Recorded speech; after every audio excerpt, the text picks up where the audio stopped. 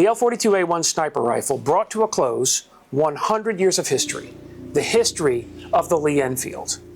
From the 1880s to the 1980s, from Queen Victoria to Queen Elizabeth II, from the age of imperialism to the missile age, the Lee-Enfield arms forces of the United Kingdom. And in this, its final form, it is caliber converted to 7.62 by 51 millimeter NATO. It's given a heavy barrel, and it is equipped with the No. 32 Mark III telescopic rifle sight. This rifle writes a final and fascinating chapter in history in 1982 in the South Atlantic during the Falklands War.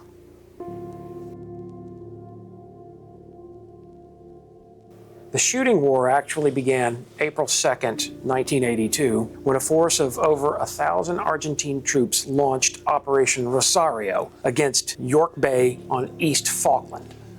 They came ashore using 20 American-made LVTP-7A1 Amtracs and then pressed into the city of Stanley nearby.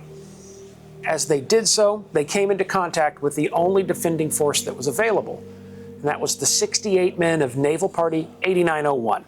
After a brief firefight in the town, the battle came to its conclusion on the grounds of Government House. There was a photographer on hand that day, and he came out and photographed what happened at Government House. In his now famous photographs, you can see members of Naval Party 8901 with their hands in the air, laying down their arms to the Argentine troops who have just captured them. And in those photos, you can see the weapons that they were fighting with. They were fighting with L1A1 self-loading rifles. You can even see that they were armed with the L2A3 Sterling submachine gun. And in one photograph showing all their weapons and equipment laid out on the ground, you can make out an L42A1 sniper rifle.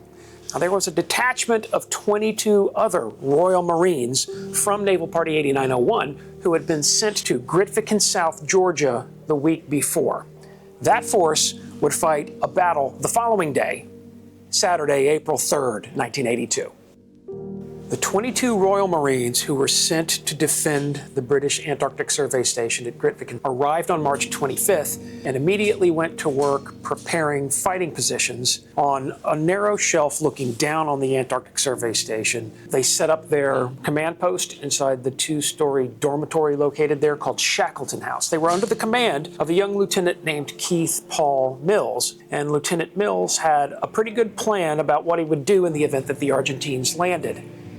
Well, they eventually then land first thing in the morning on April 3rd, 1982. And they do so with an advanced helicopter load that comes down on the helicopter pad at King Edward Point. They don't initially fire on them, but then that force immediately calls for backup. They call for a mortar team, which is brought in using a larger Puma helicopter that, as it approached to land near King Edward Point, came under fire from the Royal Marines. They opened fire on it with 2 L7A2 GPMGs, 2 L4A4 Bren guns, and then everyone else was armed with the L1A1 self-loading rifle. The helicopter was brought down as a result of all this gunfire.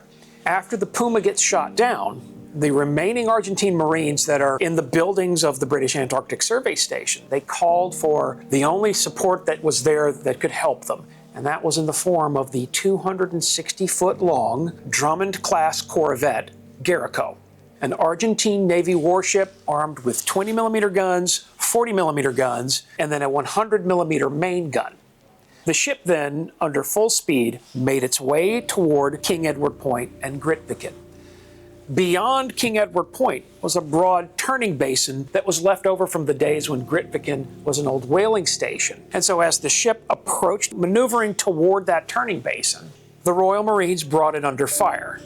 Now, there wasn't much that rifles and machine guns could do against a warship, but the Marines were also armed with the M72 light anti-tank weapon, the Law. One of the Marines fired a Law rocket toward the ship. That caused the 100mm gun to get locked up to where it could not traverse at all. Then the other Marines opened fire with the GPMGs and the Bren guns, and as they did so, they killed one Argentine sailor on one of the 40mm gun mounts, and this once very dangerous warship, within a matter of minutes, was reduced to a ship in distress as a result of the damage from the Law rocket and the injuries among the crewmen. The captain of the ship, Captain Alfonso, then maneuvered it into the turning basin and pulled it out of range of the weapons being used by the Royal Marines at King Edward Point. He also understood that he needed to get the ship out, because he was trapped in front of Grytviken. Accordingly, he brought the ship under full power and it attempted to pass King Edward Point a second time.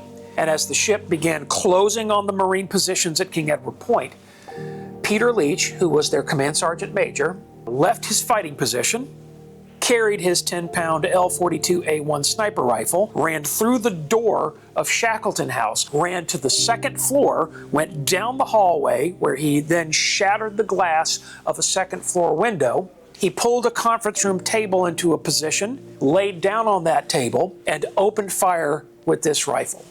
A sniper rifle against a warship. It is an incredible and memorable moment in the Falklands War, a war that is remembered for Exocet missiles and for high-speed jet aircraft. It's a rifle that can remind you of the 100 years of service of the Lee-Enfield rifle and how that century of service wrote one final chapter at Grytviken, South Georgia in April 1982 during the Falklands War, where this type of rifle was used against a warship. So if you'd like to see one in person, come and visit us at Collector's Firearms in Houston. We have this lovely example on display, and we have a second one in the same case.